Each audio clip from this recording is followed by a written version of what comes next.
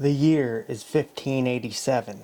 Approximately 115 colonists are sailing over the Atlantic Ocean.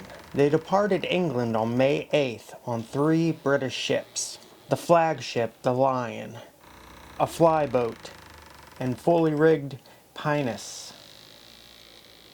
2 Native Americans, Manteo and Toway, are on board as well on their trip back to America.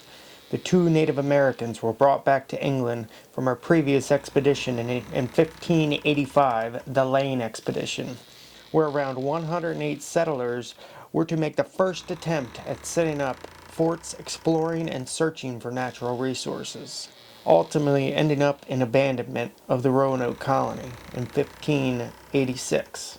Despite this failure, the 115 colonists are sailing across the ocean in their cramped ships, women, children, and men, this time hoping to make a permanent settlement somewhere in the Chesapeake Bay.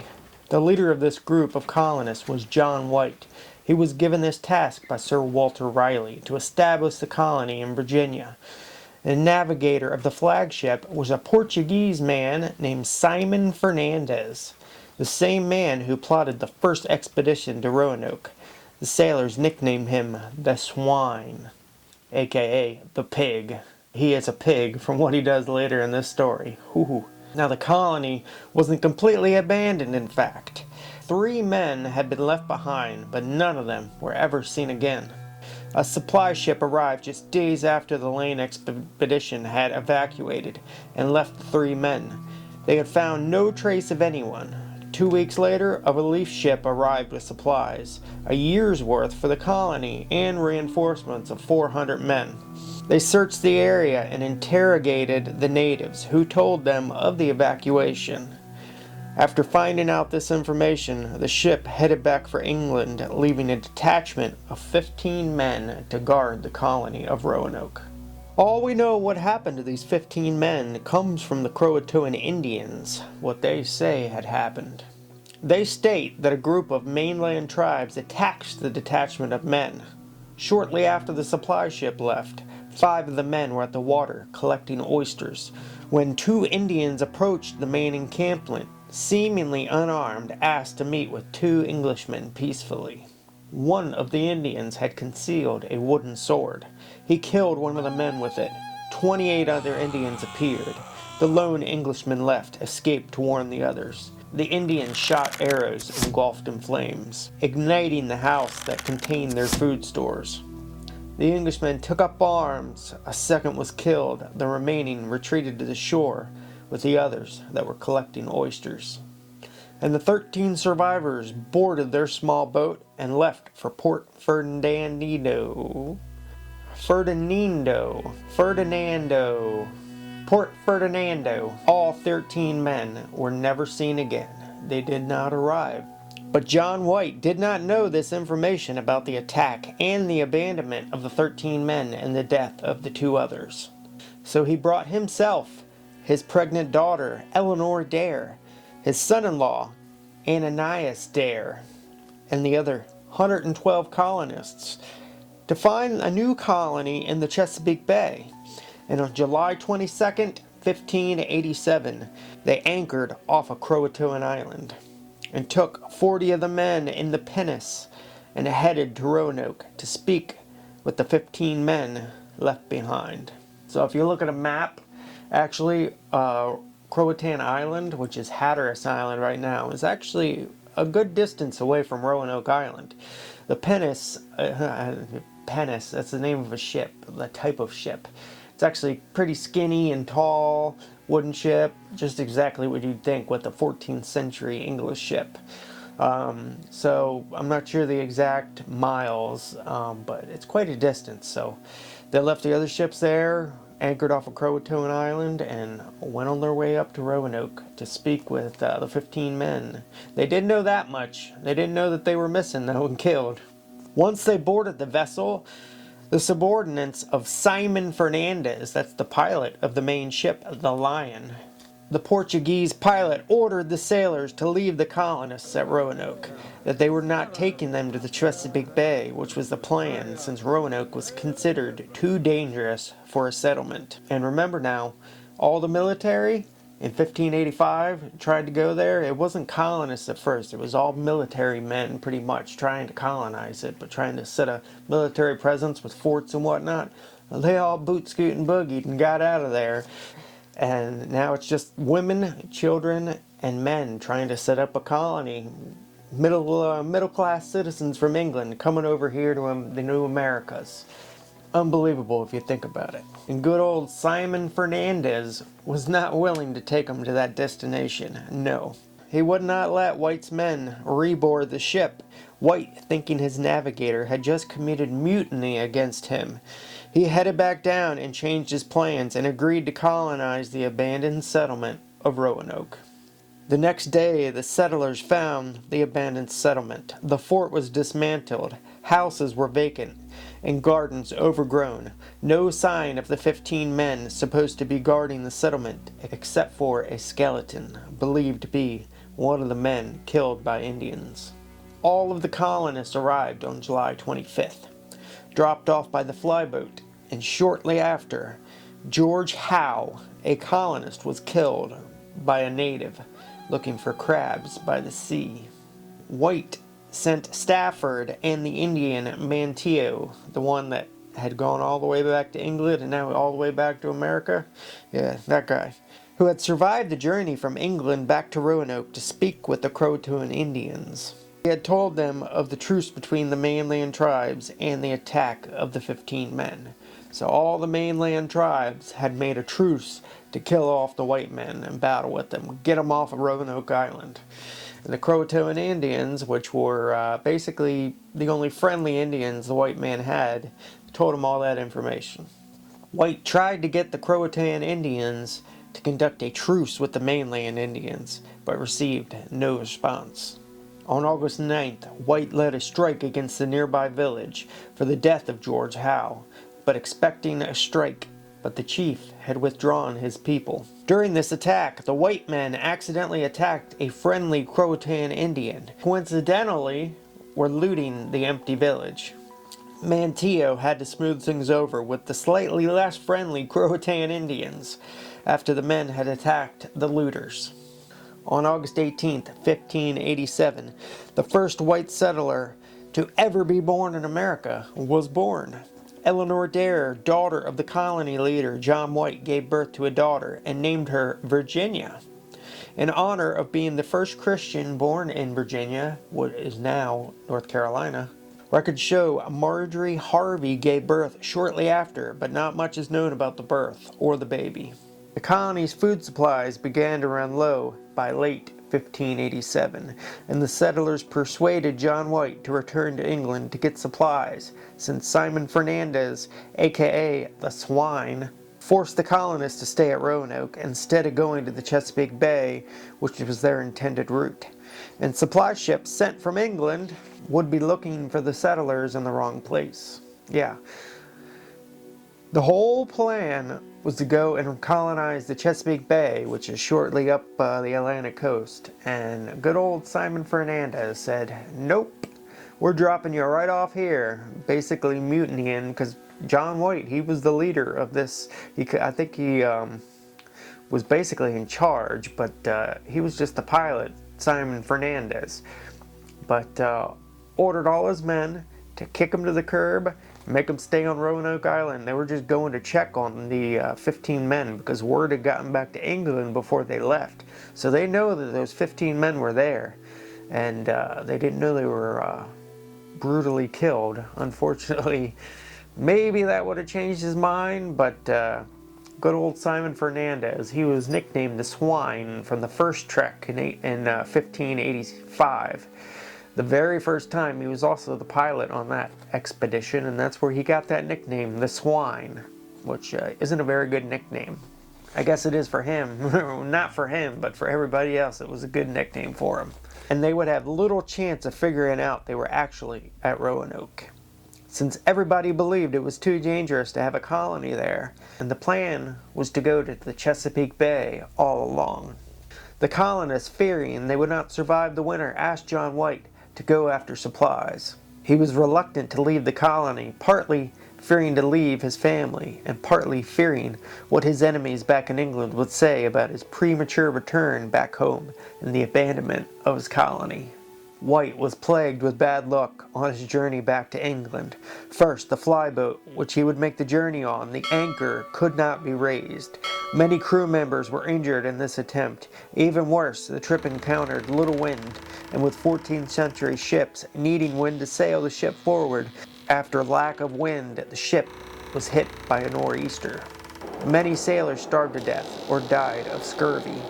Scurvy is a disease caused by vitamin C deficiency, causing swollen, bleeding gums, the opening of previously healed wounds, teeth falling out, bleeding under the skin, extreme weakness, and horrible muscle pain. If untreated, it can cause death. On October 16, 1587, the ship finally landed in West Ireland. White made his way to Southampton. And even more bad news for White. The start of the Spanish Armada, part of the Anglo-Spanish War. The Queen, 2 weeks earlier, had issued a stay of shipping order, preventing any ship from leaving English shores. Sir Walter Raleigh, who approved John White to lead this colony, was asked by White to order a supply ship to be allowed to leave and rescue the colony. But the Queen overruled Raleigh, and no supply ship was sent for the starving colonists. In 1588, White was allowed to get 2 ships together for a supply mission, the Roe and the Brave, 2 ships unsuitable for military service, so they were spared for the expedition to save the colonists. Unfortunately for White and the colonists, bad luck struck again. The ships, who were barely able to make it in the Atlantic crossing, and during the crossing the ships were intercepted by French pirates who, quotes, played extremely upon us with their shot, hitting White to his great embarrassment in the side of the buttocks. White and his crew survived, but the pirates robbed all the powder, weapons, food, and supplies, and the mission was abandoned. And they returned to England with no food, powder, ammo, and gained 1 extra hole in the buttocks. Then it felt like something just jumped up and bit me. 2 years later, in March 1590, nearly 3 years after White had arrived back in England, with the threat of Spanish invasion over, Sir Walter Raleigh equipped White with another rescue expedition. 2 ships again this time, the Hopewell and the Moonlight. Unfortunately for White, bad luck struck again with this mission, the 2 ships being harassed by extensive privateering and several sea battles. They eventually landed and anchored, but due to severe weather, the landing at Roanoke was hazardous, and with rough currents, 7 of the men with White were drowned in the landing. The governor finally arrived back on the soil at Roanoke on August 18, 1590. His granddaughter, Virginia Dare's 3rd birthday, only to find the colony completely deserted. The buildings were collapsed, but the houses were taken down, 1 board at a time, and moved from the colony. If the colonists had to leave for any reason, they had arranged to leave a sign for White, to let him know where the colonists would go. They decided this nearly 3 years ago, and as John White stands at the Roanoke colony, seeing it abandoned, he looked for that agreed sign of where the colonists went. The only clues left were the letters C-R-O carved into a tree and Croatan carved into a post where the fort stood. Croatan, as we heard before, was the name of the island, where the friendly Indians had shared that same name. While the idea of moving the colony had been discussed, before White's departure, the colonists agreed that if they chose to leave, they would carve that location into a tree. And if they were forced to leave, that message would be carved with a Maltese cross etched above that location. So basically, the Croatan that was carved, if they were forced to leave, they would have a cross above it, and there wasn't a cross above the Croatan. It just said Croatan, and on the tree it said CRO, which I guess on the tree, you couldn't put the full Croatan on it, so they just put crow and Croatan on the palisade against the fort wall. As White looks at the carving, no such cross exists. So he was hopeful his family was still alive and left on their own accord. The colonists had given their word that they would look after White's belongings that he had left behind, and as he reached the hiding spot for his belongings, which had been carefully buried and hidden, unfortunately local Indians had looted his possessions. Due to more bad luck for Governor White, the weather got worse and worse, and could not search the nearby islands for the colonists. The ships anchored offshore had broke 3 anchors, and the captain ordered they could not afford to lose another. So White returned to Plymouth, England, the 24th of October, 1590. Holy crap. Could you imagine? It's been 3 years since you've been back to your colony. You had no idea what happened to your family. And you finally get there after taking nearly 2 months to make the journey. After you'd already previously made the journey, take a shot in the butt by either shrapnel or bullet or who knows what, constantly being harassed by pirates and privateers, and you finally make it back, and you got info of where your family is, right down to Hatteras Island, which was Croatan. You just leave. I could not imagine that, but maybe there's something here that we don't know, but that just seems a little much. Obviously, they took their houses down. They had planned to rebuild them again. They left a note, Croatan, so obviously they had gone with the Indians at least at some point. Who knows when they actually left. But it was long enough for his armor to completely almost rust through. White never returned to the New World, and the loss of the colony was a personal tragedy for him. Yeah, you think? In a letter he wrote, quote, "I must hand over the fate of my family to the merciful help of the Almighty, whom I most humbly beseech to help and comfort them."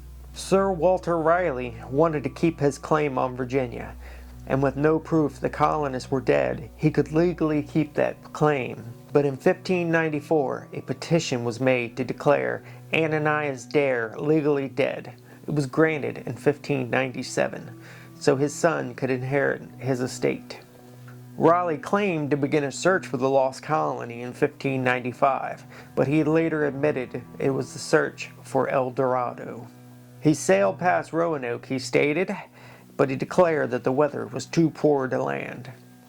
In 1602, he funded a mission to the Outer Banks, stating his goal was to resume the search for the colonists. Samuel Mace led this, but never landed in the area due to bad weather. He was arrested in 1603 for treason against King James, implicated in the main plot. In 1603, Bartholomew Gilbert led an expedition to find the colonists. They were to search the Chesapeake Bay. Bad weather stopped him and landed in an unspecified area. Gilbert and the landing crew were all killed by Indians. The remaining crew returned to England. There was a heck of a lot of people getting killed by Indians going looking for this colony and setting up the colony and staying there guarding the colony. A lot of bad stuff happened to these people. In 1607, Jamestown was established in Virginia. John Smith was captured by the Indians, and they described a place called Occonohan, where people wore European clothing and had walled houses. He received a map that another location called Packarackanique, with a note saying 4 clothed men came from Roanoke to Occowacan, which kind of sounds like Roanoke. Roanoke. An expedition in 1610 was sent to that area on the map, but there are no records of them finding it. An expedition in 1701 to 1709, led by John Lawson, to the Carolinas. They visited the Hatteras people. He was the first historian to visit the area since White left in 1590. They reported some of their ancestors had been white. Some had gray eyes. Lawson theorized the colony assimilated into this community. Lawson reported that he had found a fort, English coins, firearms, and a powder horn while visiting Roanoke Island. So what did happen to the lost colony of Roanoke? Were they all killed by Indians? Or were they assimilated in nearby Native American communities? I guess we may never know for sure. That is the question. Nobody really knows, and nobody probably will ever be able to tell what happened unless they can find some kind of DNA proof of burials or something like that. That's all I can really think of. They have actually found, down in the Hatteras Islands, archaeological dig on the Croatan area where the Croatans lived, and they have found trade beads from the Englishmen around the 1500s and whatnot. Also window glass and some pottery and whatnots, but doesn't necessarily mean that the colonists all moved there and that's the reason. It could have been from trading. We could have traded them some plates and glass, and those Native American trade beads were given to the Native Americans strictly for trading, so that doesn't really prove anything. And also there's the Dare stones. Now I'm not going to go too big into the Dare stones because they've pretty much been written off that most of the later ones are fakes, even though some people say they're not. But they were all found within like a 7-year period, something, or 4-year period, and there was like 40 of the things. I haven't done too much research on that. I don't take too much weight into it, but it doesn't mean that the Dare stones aren't real. But happening around the time of the Depression, everybody was short on money, and yeah, people generally, they want money. So I think human instinct there is to maybe not take it with a grain of salt, if you will, the Dare stones. The first one might possibly be real, I'm not sure. We're just going to lightly skim past that issue on this video. I think personally they were either all killed off, or they went and they did assimilate in with the Native Americans. But again, there's no way to really know unless you can find some sort of DNA evidence now of maybe ancestors from John White. His family were all there. Along, if you got names of all the other people that were in the colony, that is probably the only real way to say for sure if they're buried with other Native Americans, you know, in a mound or something like that. Who knows? And again, there are many different theories and many possibilities. I guess the choice is yours to decide what you want to believe. But we may never know the truth about what happened to the colonists. This one was real fun investigating into the Roanoke colony. I had a blast searching, doing a lot of research over the past couple days on this, off of reading tons and tons of stuff about this. It's kind of amazing when you think about it, just the things we did back in the day, the leaps of faith, going across the 2-month journey to the Americas, the New World, when very few people had actually visited this place.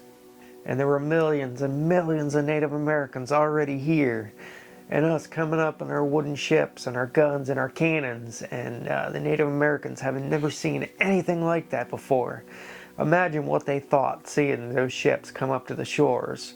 And it really wouldn't take too much now realizing why they actually attacked most of them for coming onto their land and basically just picking up shop. Oh, this is mine now. You can't really take too much against the Native Americans for that, because I think now if something happened like that here now, something we've never seen before, if aliens came down and tried to set up shop on our little piece of land, I don't think it would go over smoothly with us here in America. I don't think so. And it didn't go over smoothly with them back then, so no way to really know what happened to the colonists. So take that information as you will.